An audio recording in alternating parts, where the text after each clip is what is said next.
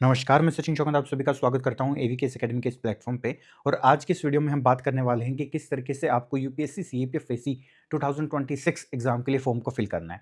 हम step by step बात करेंगे, सारी की सारी डिटेल्स डिस्कस करेंगे कि आपको कौन से स्टेप पे किन बातों का ध्यान रखना है। ये वीडियो इसलिए भी इंपॉर्टेंट हो जाती है क्योंकि इस बार यूपीएससी ने अपनी नोटिफिकेशन के अंदर ये चीज़ मेंशन की है कि किसी भी तरीके की कोई करेक्शन विंडो इस बार आपको देखने को नहीं मिलेगी। तो आपको अपना फॉर्म को फिल करते टाइम ही चीज़ों का ध्यान रखना है कि आप किसी भी तरीके की कोई मिस्टेक फॉर्म को फिल करते टाइम ना करें। अगर हम 2026 की इस नोटिफिकेशन के बारे में बात करें तो नंबर ऑफ वैकेंसीज की अगर हम बात करते हैं तो टोटल 349 वैकेंसीज इस बार के एग्जाम के लिए आपको देखने को मिलेंगी। तो चलिए शुरू करते हैं। फॉर्म को फिल करने के लिए आपको upsconline.nic.in इस वेबसाइट पे आना है। इस वेबसाइट का लिंक आपको मैं नीचे डिस्क्रिप्शन में भी प्रोवाइड करवा दूंगा। इसके अलावा आप डायरेक्ट भी इस वेबसाइट पे जा सकते हैं। अब जैसे ही आप इस वेबसाइट के ऊपर आएंगे तो आपको 4 ऑप्शन को देखने को मिलते हैं। सबसे पहले क्रिएट अकाउंट एंड लॉगिन, फिर यूनिवर्सल रजिस्ट्रेशन, फिर कॉमन एप्लीकेशन फॉर्म और फिर एग्जामिनेशंस। तो सबसे पहले जो आपको चीज़ें करनी है वो आपको अपना एक अकाउंट इस पे बनाना है और उसके बाद हम आगे के फर्दर स्टेप्स के बारे में चीज़ें डिस्कस कर पाएंगे। तो आपको जो फर्स्ट नंबर है यहाँ पे क्रिएट अकाउंट के ऊपर क्लिक करना है। अगर आपका अकाउंट पहले से बना हुआ है तो आप इन चीज़ों को स्किप कर सकते हैं, बट अगर नहीं बना हुआ है तो you first have to create your account. अब अकाउंट को बनाने के लिए जैसे आप यहाँ पे क्लिक करते हैं तो सबसे पहले आपको यहाँ पे एक डिक्लेरेशन साइन करनी है। तो यहाँ पे आप चेक करके प्रोसीड फॉर अकाउंट क्रिएशन पे क्लिक कर देंगे। जैसे आप यहाँ पे पहुंचेंगे तो ये आपसे एक ईमेल आईडी पूछेंगे, फिर आपको वो सेम ईमेल आईडी नीचे वाले बॉक्स के अंदर डालनी है and then you have to fill the captcha. Captcha को फिल करने के बाद यहाँ पे आप डिक्लेयर करेंगे कि आपने जो भी डिटेल्स यहाँ पे ऊपर डाली है, ईमेल आईडी डाली है, वो आप खुद यूज़ करते हैं और इस पोर्टल को यूज़ करने के लिए आप उसी मेल आईडी का यूज़ करना चाहते हैं। जैसे ही आप अपनी ईमेल आईडी को वेरीफाई कर लेते हैं, थर्ड स्टेप के अंदर आपको अपने मोबाइल नंबर को वेरीफाई करना है। उसके लिए आप अपना मोबाइल नंबर यहाँ डालेंगे, फिर सेम मोबाइल नंबर यहाँ पे डालेंगे, कैप्चा डालेंगे, यहाँ पे चेक करेंगे और गेट ओटीपी पे क्लिक कर देंगे। फिर आपको एक ओटीपी आएगा जिसके साथ आपका मोबाइल नंबर भी वेरीफाई हो जाएगा। स्टेप 4 के बारे में बात कर लें तो क्रिएट पासवर्ड का ऑप्शन आपको देखने को मिलता है। पासवर्ड पॉलिसी अब कुछ इस तरीके से है कि आपके जो 8 कैरेक्टर्स हैं उनमें से एक अपर केस, एक लोअर केस, एक नंबर और एक स्पेशल कैरेक्टर का होना बहुत ज़रूरी है। तो आप अपना पासवर्ड जो आप क्रिएट करना चाहते हो वो यहाँ पे फर्स्ट बॉक्स के अंदर डालेंगे and then the same password आप नीचे कन्फर्म पासवर्ड के अंदर डाल के क्रिएट पासवर्ड पे क्लिक कर देंगे। जैसे ही आप क्रिएट पासवर्ड पे क्लिक कर देंगे, आपका यहाँ पे यूपीएससी के इस पोर्टल के ऊपर एक अकाउंट क्रिएट हो गया है। फिर आप कंटिन्यू टू लॉगिन के लिए क्लिक करेंगे। यहाँ पे आपके पास 3 ऑप्शन आते हैं, एक mobile and OTP, URN and password, email and password. अब यहाँ पे आपको 3 चीज़ें हैं, एक आपके पास मोबाइल नंबर से आप यहाँ पे ओटीपी डाल के लॉगिन कर सकते हैं, यूआरएन नंबर आपको एक मिला होगा, आपके मेल के ऊपर आया होगा, वो डाल के आप अपना पासवर्ड डाल के यहाँ पे लॉगिन कर सकते हैं, या अपनी ईमेल और जो पासवर्ड आपने अभी क्रिएट किया था वो डाल के भी यहाँ पे आप लॉगिन कर सकते हैं। सेकंड स्टेप के अंदर यहाँ पे आपको चीज़ों को लॉगिन कर लेना है अपनी यूपीएससी की वेबसाइट पे। जैसे ही आप अपना अकाउंट यहाँ पे क्रिएट कर लेंगे, जो फर्स्ट ऑप्शन यहाँ पे आपको क्रिएट अकाउंट का आ रहा था, वो चेंज हो जाएगा और मैनेज अकाउंट यहाँ पे आपको लिखा आएगा। सब यहाँ पे आप क्या-क्या कर सकते हो, अपना पासवर्ड अगर आप चेंज करना चाहते हो, अपनी मेल आईडी आप अपना चेंज करना चाहते हो, या अपना फ़ोन नंबर चेंज करना चाहते हो, तो यहाँ से आप वो चीज़ें कर सकते हैं। बट इस स्टेप को पूरा करने के बाद हमारा सेकंड स्टेप है यूनिवर्सल रजिस्ट्रेशन। अब यूनिवर्सल रजिस्ट्रेशन के ऊपर आप क्लिक करते हैं proceed for universal registration second number पे। तो यहाँ पे आपको कुछ इंस्ट्रक्शंस दी गई हैं इसके लिए जिनको आपको फुलफिल करना है। सभी कैंडिडेट्स जो भी हैं यहाँ पे सबसे पहले अपना फुल नेम भरेंगे।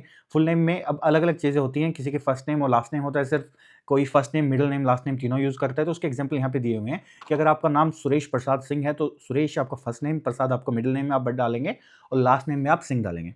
सेम अगर आप सिर्फ फर्स्ट नेम और अपना सरनेम या लास्ट नेम लगाते हैं तो फर्स्ट नेम में आप रोहित और लास्ट नेम में कुमार, जो भी आपका लास्ट नेम है वो डालेंगे। और अगर आप सिर्फ और सिर्फ अपना फर्स्ट नेम ही यूज़ करते हैं तो आप सिर्फ फर्स्ट नेम डालेंगे और बाकी के दोनों बॉक्सेस को आप खाली छोड़ देंगे। तो इस तरीके से आप अपनी आइडेंटिटी डिटेल्स यहाँ पे फिल करेंगे और इसके अलावा आपकी मैट्रिकुलेशन डिटेल्स की भी रिक्वायरमेंट पड़ेगी और आधार से लिंक जो आपका फ़ोन नंबर है वो आपका एक्टिव होना चाहिए, क्योंकि उसकी रिक्वायरमेंट भी पड़ेगी। ओटीपी आएगा उसके ऊपर फॉर योर आइडेंटिटी वेरिफिकेशन। तो आपको क्या करना है, प्रोसीड फॉर यूनिवर्सल रजिस्ट्रेशन के ऊपर क्लिक कर देना है। जैसे ही आप यहाँ पे क्लिक कर देंगे तो यहाँ पे आपको अपना फर्स्ट नेम डालना है। इसको आपको you have to make sure कि आप अगर पूरा नाम लिखते हैं तो first name, middle name, last name तीनों डालिएगा। अगर आप सिर्फ फर्स्ट नेम और लास्ट नेम लिखते हैं तो दोनों चीज़ डालिएगा, और अगर आप सिर्फ फर्स्ट नेम लिखते हैं तो आप अपना फर्स्ट नेम यहाँ पे डालेंगे। फिर आपको सेम नाम, you have to confirm your name, आप यहाँ पे कंफर्म नेम के अंदर अपनी चीज़ें डालेंगे। अब आपने जो ऊपर नाम डाला है क्या वो आपके 10th के सर्टिफिकेट के ऊपर भी सेम है? अगर वो सेम नहीं है तो आप नो पे क्लिक करेंगे और एक गेजेटेड नोटिफिकेशन जिसमें आपका नाम चेंज किया गया था उसके बारे में यहाँ पे आप अपलोड कर देंगे। और अगर आपका नाम सेम है तो यहाँ पे आप सेव पे यानी यस पे क्लिक करके आगे बढ़ेंगे। जब आप आगे बढ़ेंगे तो यहाँ पे आपका नाम आ गया जो आपने फिल किया था। अब नीचे आप अपना जेंडर सिलेक्ट करेंगे, जेंडर को कंफर्म करेंगे, डेट ऑफ बर्थ यहाँ पे एंटर करेंगे, उसको सेम यहाँ पे डालेंगे। फादर का आप फुल नेम यहाँ पे लिखेंगे, सेम नाम आपको यहाँ पे लिखना है, लेकिन यहाँ पे आपको इन चीज़ों को ध्यान रखना है कि यहाँ पे सिर्फ फादर का नाम लिखना है, उनके प्रोफेशन के रिगार्डिंग चीज़ें यहाँ पे ऐड नहीं करनी है। श्री, डॉक्टर, कर्नल, इस तरीके के आपको किसी भी ऑनरोफिक्स या इनिशियल्स का एक्स्ट्रा यूज़ नहीं करना है। आपके पिताजी का जो नाम उनके आधार कार्ड के अंदर है, वही आप यहाँ पे लिखेंगे। सेम माताजी का आप यहाँ पे नाम लिखेंगे, यहाँ पे आप अपने जो आपका अगर कोई और गार्जियन भी है, तो उनका नाम यहाँ पे आप लिखेंगे। ये सब चीज़ें डिटेल फिल करने के आप नेक्स्ट एंड रिव्यू के ऊपर क्लिक कर देंगे। आपके यहाँ पे नेक्स्ट पे क्लिक करने के बाद ये आपसे आपके आधार कार्ड या कोई और फोटो आईडी की डिमांड करेगा, तो आपको यहाँ पे क्लिक करना है, yes I have been issued Aadhaar card and consent to proceed for verification पे क्लिक करना है। यहाँ पे आपको चेक मार्क क्लिक करना है और यहाँ पे अपना आधार नंबर आप डाल देंगे और इस कैप्चा को फिल करके गेट आधार ओटीपी पे आप क्लिक कर देंगे। यूनिवर्सल रजिस्ट्रेशन को पूरा करने के लिए सबसे पहले आपने आइडेंटिटी प्रोफाइल बनाई, उसके बाद आपने अपने आधार को अपलोड किया और उसको वेरीफाई किया। Now the next step is जहाँ पे आप अपने मेट्रिकुलेशन बोर्ड प्रोफाइल को बनाएंगे और उसका रिव्यू करेंगे। तो आपको यहाँ पे सबसे पहले सिलेक्ट करना है कि आपने जो अपनी 10th क्लास है वो इंडिया से किया है, इंडिया के बाहर से की है। अगर आपने इंडिया से किया तो आप इंडिया पे क्लिक करेंगे। यहाँ पे आप अपनी जो स्कूल की डिटेल्स है वो फिल करेंगे और यहाँ पे उनको कंफर्म करते जाएंगे कि किस स्टेट से आपने अपनी 10th को कंप्लीट किया, उसके बाद कौन सा बोर्ड था, कौन से साल में आप पास हुए, जब आप पास हुए तो जो आपको सर्टिफिकेट मिला उस सर्टिफिकेट का नंबर क्या है, आपका रोल नंबर क्या था, किस डेट को आपको सर्टिफिकेट इशू हुआ और आपके ग्रेड सिस्टम क्या है, परसेंटेज सिस्टम है या फिर कोई जीपीए सिस्टम है। उसके बाद वो आपसे पूछेगा कि यूडीआईएससी कोड क्या है आपके स्कूल का। अगर आपको पता है तो आप यस पे क्लिक करेंगे और यहाँ पे इसे एंटर कर देंगे। अगर आपको नहीं पता है तो आप नो पे क्लिक करेंगे। ये आपसे आपके स्कूल को सर्च करने के लिए बोलेगा and then it will find the UDISE code for your school. जैसे आप ये सारी डिटेल्स फिल कर देंगे, यहाँ पे आपको अपनी 10th क्लास की मार्कशीट को यहाँ पे अपलोड करना है और उसके बाद यहाँ पे क्लिक करके नेक्स्ट एंड रिव्यू पे आप क्लिक कर देंगे। 10th की यहाँ पे जब आप मार्कशीट को यहाँ पे जब आप अपलोड करेंगे तो आपको इन चीज़ का ध्यान रखना है कि उसका फाइल साइज 50 केबी से 300 केबी के बीच में हो, फाइल फॉर्मेट पीडीएफ हो और सबसे इंपॉर्टेंट चीज़ जो आप फाइल अपलोड करने वाले हैं उसका नाम बोर्ड अंडरस्कोर सर्टिफिकेट ही होना चाहिए। अगर उसका नाम ये नहीं है तो वो यहाँ पे अपलोड नहीं होगी। तो ये सारी डिटेल्स आप फिल कीजिए और उसके बाद नेक्स्ट रिव्यू के आप ऊपर क्लिक करेंगे। एक रिव्यू उसके बाद आपके सामने ओपन हो जाएगा कि आपने जो जो डिटेल्स भरी हैं क्या वो सही हैं, और जैसे ही वो आप कर देंगे उसके तुरंत बाद आपको नेक्स्ट पे क्लिक कर देना है। तो जैसे ही आपका यूआर कंप्लीट हो जाएगा, आपको कॉमन एप्लीकेशन फॉर्म को फिल करना है। इसमें सबसे पहले आप पर्सनल प्रोफाइल के अंदर डिटेल्स अपनी ऐड करेंगे। नेशनलिटी आपसे पूछेगा वो आप ऐड करेंगे। माइनॉरिटी स्टेटस आपसे पूछेगा कोई माइनॉरिटी स्टेटस है या नहीं है। अगर है तो यस कर देंगे और किस माइनॉरिटी ग्रुप से आप आते हैं वो यहाँ पे बताएंगे। अगर नहीं है तो आप नो पे क्लिक कर देंगे और चीज़ें आगे बढ़ जाएगी। डोमिसाइल आपको सिलेक्ट करना है कि आपका किस स्टेट का है। मदर टंग आपको सिलेक्ट करनी है। मैरिटल स्टेटस आपको अपने यहाँ पे बताना है। बाई चांस आप माइनॉरिटी ग्रुप यहाँ पे चूज़ करते हैं तो आप किस माइनॉरिटी ग्रुप से है ये आपको बताना रहेगा। प्लेस ऑफ बर्थ के बारे में बात करें तो आपको ये बताना है कि आप भारत में पैदा हुए या भारत के बाहर पैदा हुए हैं। स्टेट भारत के अंदर पैदा हुए तो किस स्टेट के अंदर हुए, किस डिस्ट्रिक्ट के अंदर हुए, किस गांव के अंदर हुए हैं, पोस्ट ऑफिस लगता है, कौन सा पिन कोड लगता है, ये सारी चीज़ें आपको बता रही है। इसके अलावा कोई अल्टरनेटिव कॉन्टैक्ट की इन्फॉर्मेशन आप देना चाहते हो, आप कोई व्हाट्सअप नंबर प्रोवाइड करना चाहते हो जिससे अगर यूपीएससी को रिक्वायरमेंट पड़े तो आपको वहाँ पे आपसे कॉन्टैक्ट कर सके, कोई एक्स्ट्रा ईमेल आईडी आप प्रोवाइड करना चाहते हो या फिर कोई एक्स्ट्रा मोबाइल नंबर आप प्रोवाइड करना चाहते हो, तो यहाँ पे पर्सनल डिटेल्स के अंदर आपको ये सारी चीज़ें भर दी है। अपनी डिटेल्स फिल करने के बाद आप पेरेंट्स की प्रोफाइल पे क्लिक करेंगे। नेक्स्ट रिव्यू पे क्लिक करने के बाद पेरेंट्स की प्रोफाइल आपको इसी तरीके से एडिट करनी है। यहाँ पे आपको आपके फादर का नाम डालना है जो आधार कार्ड के अकॉर्डिंग उनका नाम है। उनका स्टेटस डालना है कि वो अभी जी रहे हैं या फिर नहीं है इस दुनिया में। ऑक्यूपेशन आप उनका बताएंगे, उनके एनुअल इनकम आप बताएंगे, नेशनलिटी आप बताएंगे, कौन से स्टेट से वो बिलोंग करते हैं और कौन से डिस्ट्रिक्ट से वो बिलोंग करते हैं, इसके बारे में आप यहाँ पे डिटेल्स देंगे। सेम डिटेल्स आप अपने मदर के लिए भी देंगे। उसके बाद नेक्स्ट रिव्यू पे आप क्लिक कर देंगे and now you have to fill your social category profile. अब आपको अपनी सोशल कैटेगरी प्रोफाइल को यहाँ पे फिल करना है, तो आपको अपनी कम्युनिटी सिलेक्ट करनी है कि आप रिजर्व या अनरिजर्व कैटेगरी से आते हैं। अगर आप अनरिजर्व कैटेगरी से आते हैं तो यहाँ पे अनरिजर्व सिलेक्ट करेंगे, यहाँ पे चेक मारेंगे और नेक्स्ट रिव्यू करके आप आगे बढ़ जाएंगे। बट अगर आप ओबीसी या एससी एसटी किसी ऐसी कम्युनिटी से आते हैं जहाँ पे आप एज रिलैक्सेशन क्लेम करते हैं या मार्क्स क्लेम करते हैं, तो आपको यहाँ पे आगे सिलेक्ट करना है कि आप एक ओबीसी की अगर मैं एग्जाम्पल लेकर बात करूँ तो आप क्रीमी लेयर से आते हैं, नॉन क्रीमी लेयर से आते हैं। अगर आप नॉन क्रीमी लेयर से आते हैं तो आपको यहाँ पे अपना सर्टिफिकेट नंबर भरना होगा। ऑफिस ऑफ इशूइंग अथॉरिटी उसके बारे में आपको बताना रहेगा, किस ऑफिस से आपका जो सर्टिफिकेट है वो इशू हुआ है। जिस पर्सन के वहाँ पे सर्टिफिकेट के ऊपर साइन है उसकी डेजिग्नेशन क्या है वो आपको यहाँ बताना रहेगा कि डिस्ट्रिक्ट मजिस्ट्रेट है या तहसीलदार है या कौन है। फिर किस स्टेट से आपको ये इशू हुआ है वो आपको बताना रहेगा। यहाँ पे जो आप अथॉरिटी सिलेक्ट करोगे उसका ऑफिस का एड्रेस क्या है वो आप यहाँ पे डालेंगे। डेट ऑफ इशू क्या है वो आपको यहाँ पे मेंशन करनी है। इसके अलावा if your father is in service indicate the post held by him, अगर वो सर्विस में थे तो आपको यहाँ पे उनके बारे में चीज़ें बतानी है, अगर वो नहीं थे तो कोई इश्यू नहीं है। Name of caste tribe community as per the community certificate आपको यहाँ पे ऐड करना है। एंड आपको यहाँ पे जो आपकी कास्ट ट्राइब या कम्युनिटी की है उसका एक सीरियल नंबर होता है, वो अगर आपको सेंट्रल लिस्ट के अकॉर्डिंग पता है तो बहुत अच्छी बात है, वो आप यहाँ फिल कर देंगे। और अगर नहीं पता है तो click here to see list पे आप जाकर अपनी कम्युनिटी का वो जो सीरियल नंबर है वो चेक करके यहाँ पे फिल कर देंगे। लास्ट में नीचे आप अपना कास्ट सर्टिफिकेट को अपलोड करेंगे। कास्ट सर्टिफिकेट को अपलोड करते टाइम आपको ये ध्यान रखना है कि जो आपकी पीडीएफ फाइल होगी उसका साइज 50 केबी से लेकर 300 केबी के बीच में होना चाहिए, और आपकी जो फाइल है उस फाइल का नाम कास्ट अंडरस्कोर सर्टिफिकेट ही होना चाहिए। ऐसा करके ही जैसे आप आगे की तरफ बढ़ेंगे तो नेक्स्ट आपको जो बढ़ना रहेगा वो आपको डिसेबिलिटी प्रोफाइल के रिगार्डिंग चीज़ें भरनी पड़ेगी। डिसेबिलिटी प्रोफाइल के बारे में हम यहाँ पे बात करें तो ये आपसे जानना चाहता है कि whether you are a PWD और पीडब्ल्यूबीडी कैंडिडेट, तो यहाँ पे हम नो सेलेक्ट करके डिक्लेयर करके नेक्स्ट रिव्यू पे क्लिक करेंगे और नेक्स्ट जो प्रोफाइल है हमें हमारे एड्रेस के रिगार्डिंग भरनी है। यहाँ पे आपको अपने कोरेस्पोंडेंस एड्रेस की डिटेल्स डालनी है। आप अपना house number, apartment, building, street सबसे पहले बॉक्स के अंदर फिल करेंगे। उसके बाद आपको सिलेक्ट करना है कि आपकी स्टेट या यूटी से है, आपका डिस्ट्रिक्ट कौन सा है, आपका गांव कौन सा है, पिन कोड क्या है और पोस्ट ऑफिस कौन सा लगता है। और अगर आपका कोरेस्पोंडेंस एड्रेस और परमानेंट एड्रेस अगर सेम है तो आप यस पे क्लिक कर देंगे, तो सारी की सारी डिटेल आपके परमानेंट एड्रेस की भी एज इट इज़ फिल हो जाएगी। इसी तरीके से आपको आपके फादर का एड्रेस फिल करना है, इसी तरीके से आपको अपने मदर का एड्रेस भी फिल करना है। आप जैसे ही तीनों डिटेल्स फिल कर देंगे, नेक्स्ट रिव्यू पे क्लिक करेंगे, अब आपकी एजुकेशनल प्रोफाइल ओपन हो जाएगी। एजुकेशन प्रोफाइल को फिल करने के लिए सबसे पहले आपसे पूछेगा कि आपने अपनी एजुकेशन कहाँ से कंप्लीट की है, इंडिया से, इंडिया के बाहर से। जैसे आप सिलेक्ट करेंगे कि आपने इंडिया से अपनी ग्रेजुएशन कंप्लीट की है, एजुकेशन कंप्लीट की है, तो ये आपसे पूछेगा कि आपने अलग अलग तरीके की जो एजुकेशन है वो उसके बारे में आपको बताना है। सबसे पहले आपको अपनी 12th क्लास से यहाँ पे आप चीज़ें बताना स्टार्ट करेंगे। तो सबसे पहले सेकेंडरी, हाई स्कूल, उसके बाद आप कि जो क्वालिफिकेशन का लेवल का स्टेटस क्या है कि आप अभी भी 12वीं क्लास में या पार हो गए, सीपीएफ का फॉर्म भर रहे हैं, तो आपका ग्रेजुएट होना कंपलसरी है, तो आप यहाँ पे कंप्लीटेड डाल देंगे।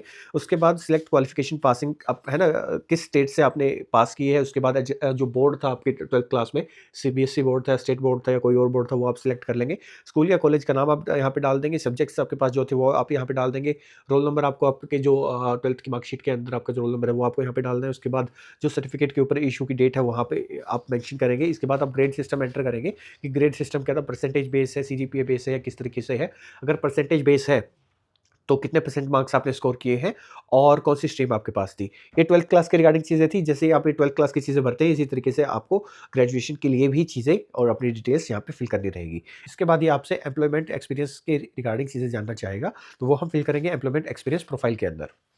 तो ये आपसे पूछना चाहता है कि आप क्या पहले सेल्फ एम्प्लॉयड रहे थे? अगर आप रहे थे तो आप येस कर देंगे, अगर आप नहीं रहे थे तो आप नो कर देंगे।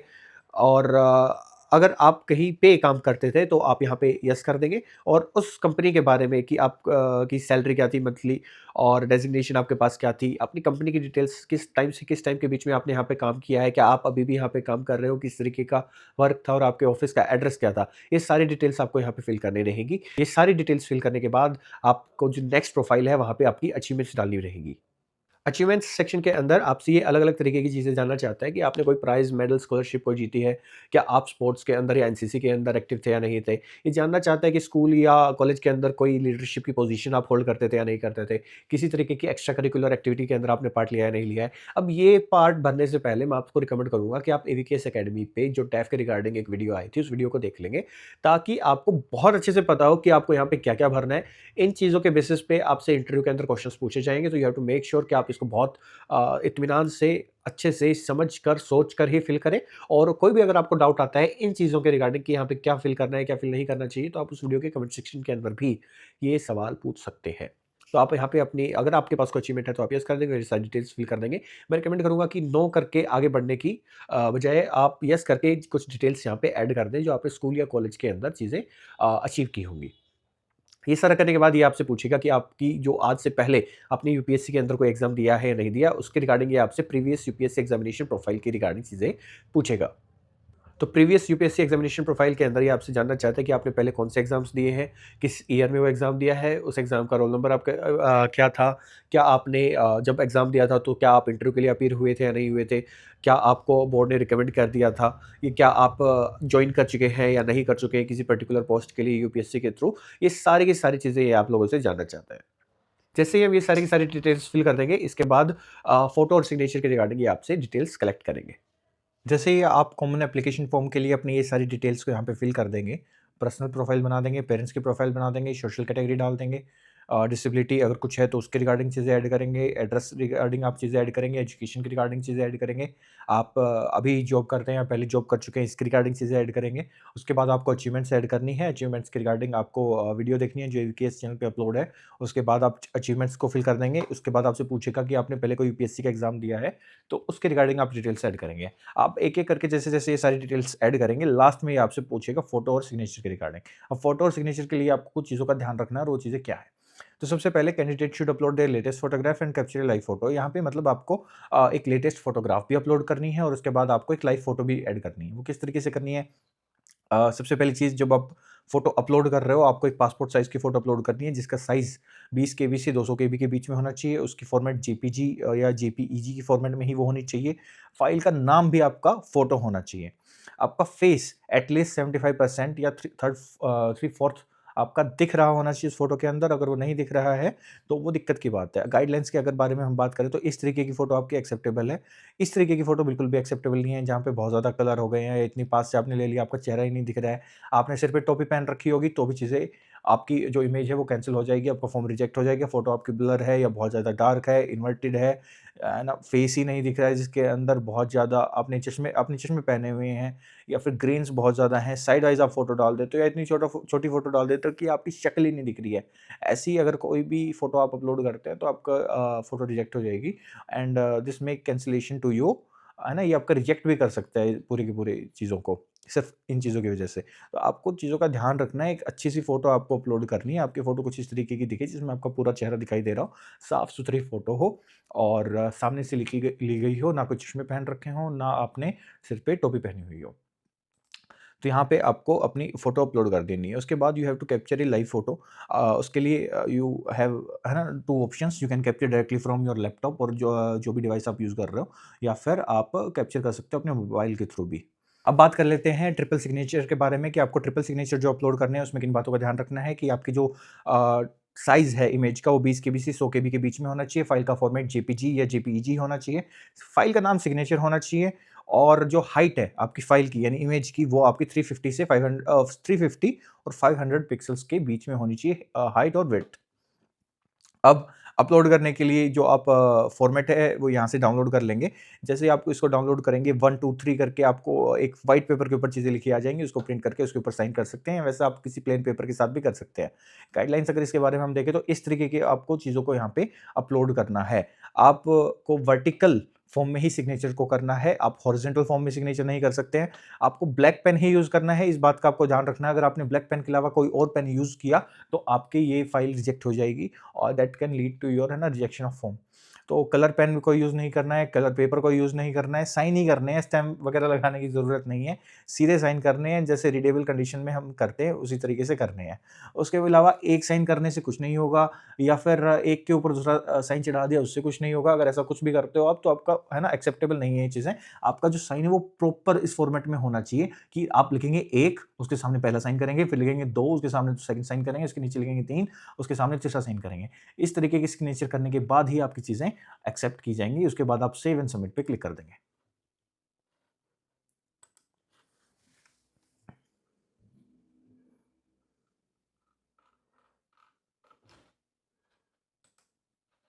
जैसे ही आप अपने फ़ोटो और सिग्नेचर को अपलोड करेंगे, तो कुछ इस तरीके का प्रीफ़ेस आपके सामने आ जाएगा। अगर ऐसा कोई प्रीफ़ेस नहीं देखने को मिलता है, तो आप एग्ज़ामिनेशन पे क्लिक करेंगे और अप्लाई फॉर एग्ज़ामिनेशन पे क्लिक करेंगे, तब ये प्रीफ़ेस आपको देखने को मिल जाएगा। अब इसमें आपको 4th नंबर पे central armed police forces assistant commandants examination 2026 ये दिखाई दे रहा होगा, तो इसमें आप अप्लाई के ऊपर जाएँगे और अप्लाई पे क्लिक कर देंगे।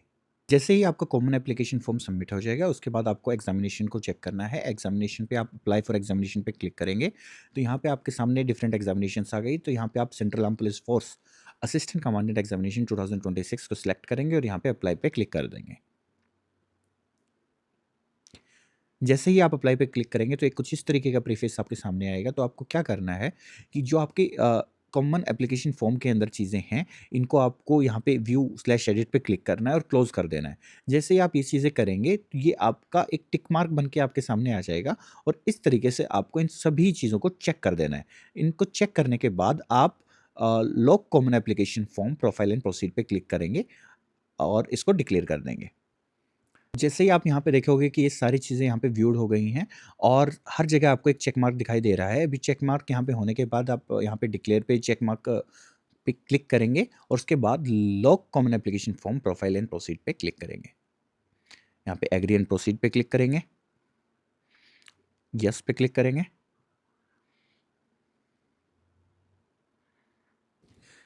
इसके बाद आपका examination name central arm police for assistant commandant 2026, इसके लिए आपकी फॉर्म सबमिशन स्टार्ट हो गई है। तो ये सबसे पहले आपसे कुछ बेसिक डिटेल्स पूछेगा, जिसमें सबसे पहले आपके एजुकेशन क्वालिफिकेशन के बारे में पूछ रहा है कि क्या आपके पास जो रिक्वायर्ड एजुकेशन क्वालिफिकेशन है इस एग्ज़ाम के लिए, क्या आपके पास वो है। एंड अगर आपने डिग्री कर रखी है तभी से आप एग्ज़ाम को दे सकते हैं, तो आप यहाँ पे यस को सिलेक्ट करेंगे। उसके बाद जैसे ही आप यहाँ पे सिलेक्ट योर डिग्री पे क्लिक करके चीज़ों को सिलेक्ट करेंगे, आगे की डिटेल्स अपने आप आपके इसके अंदर फिल हो जाएंगी। आपको सिर्फ और सिर्फ आपका जो डिग्री सर्टिफिकेट है उसको अपलोड करना रहेगा। डिग्रीज़ और सर्टिफ़िकेट को यहाँ पे अपलोड करते टाइम आपको इस बात का ध्यान रखना है कि आपका जो डिग्री या सर्टिफ़िकेट हो एक पीडीएफ फॉर्मेट के अंदर होना चाहिए। उसका साइज़ 50 केबी से 300 केबी के बीच में होना चाहिए और उस फ़ाइल का नाम डिग्री अंडरस्कोर सर्टिफ़िकेट ही होना चाहिए, तभी आप इसको यहाँ पे अपलोड कर पाओगे। इसके बाद ये आपसे पूछता है कि foreign degree institution education detail कि आपने क्या किसी दूसरे देश से भी कोई एजुकेशन प्राप्त की है? अगर की है तो आप येस कर देंगे, अगर नहीं की है तो आप नो पे क्लिक कर देंगे। इसके बाद ये आपसे पूछेगा कि आप एज रिलैक्सेशन क्लेम करना चाहते हैं? अगर आप करना चाहते हैं, सेंट्रल गवर्नमेंट एम्प्लॉई हैं, तो आप यहाँ पे कर सकते हैं, या किसी और तरीके से आप एज रिलैक्सेशन क्लेम करना चाहते हैं तो आप यहाँ पे यस कर देंगे। अगर आप एज रिलैक्सेशन को क्लेम नहीं कर रहे हैं तो यहाँ पे नो सेलेक्ट कर लेंगे। उसके बाद ये जो आपसे पूछ रहा है वो है मीडियम ऑफ एग्जामिनेशन फॉर एसे, जो कि सबसे इंपॉर्टेंट है। आप यहाँ पे जो मीडियम चूज़ करेंगे सीपीएफ में पेपर 2 के अंदर आपको उसी मीडियम के अंदर ऐसे लिखने हैं। अगर यहाँ पे इंग्लिश आप चूज़ करेंगे तो आपको एग्जाम के अंदर इंग्लिश के अंदर ही ऐसे लिखने हैं पेपर 2 में, और अगर आप यहाँ पे हिंदी सेलेक्ट करेंगे तो एग्जाम के अंदर आपको हिंदी में ही ऐसे लिखने पड़ेंगे। नोटिफिकेशन के अंदर ये बात साफ-साफ लिखी है कि किसी भी तरीके की करेक्शन बाद के लिए ओपन नहीं होगी, तो सोच समझ कर यहाँ पे अपना मीडियम चूज़ कीजिएगा। जिस मीडियम में आप प्रिपरेशन कर रहे हैं, जिस मीडियम में आप रियल एग्ज़ाम के अंदर ऐसे लिखना चाहते हैं, वही मीडियम आप यहाँ पे चूज़ कीजिएगा। इसके बाद ये आपसे पूछ रहा है कि आपको कौन-सी लैंग्वेज आती हैं। अगर आपको यहाँ पे सबसे पहले लैंग्वेज चूज़ करनी है, उसके बाद ये आपसे पूछ रहा है कि आप क्या उसको सिर्फ़ बोल सकते हो, क्या सिर्फ़ पढ़ सकते हो, या बोल, पढ़ और लिख सब सकते हो। उसके बाद ये आपसे पूछ रहा है कि आपकी जो कोई आपने कोई डिग्री भी हासिल की है क्या इस पर्टिकुलर लैंग्वेज के अंदर, या किसी भी तरीके का कोई एग्ज़ामिनेशन आपने पास किया है क्या? तो वो आप यहाँ पे फ़िल करना चाहें, अगर आपने पास किया है तो कर सकते हैं। बेसिक डिटेल्स फिल करने के बाद ये आपसे पूछेगा कि आप अपनी प्रेफ़रेंसेस के लिए कौन-सी सर्विस को चूज़ करना चाहते हैं, कौन-सी पोस्ट को चूज़ करना चाहते हैं। तो आपको यहाँ पे ऑर्डर ऑफ प्रेफ़रेंस को फिल करना है कि अगर आपकी बीएसएफ पहली प्रेफ़रेंस है तो इसको प्रेफ़रेंस 1 कर देंगे। अगर ये आपकी सेकंड प्रेफ़रेंस है तो इसको प्रेफ़रेंस 2 कर देंगे। इस तरीके से आप सारी की सारी जो प्रेफ़रेंसेस हैं उनको चूज़ कर लेंगे।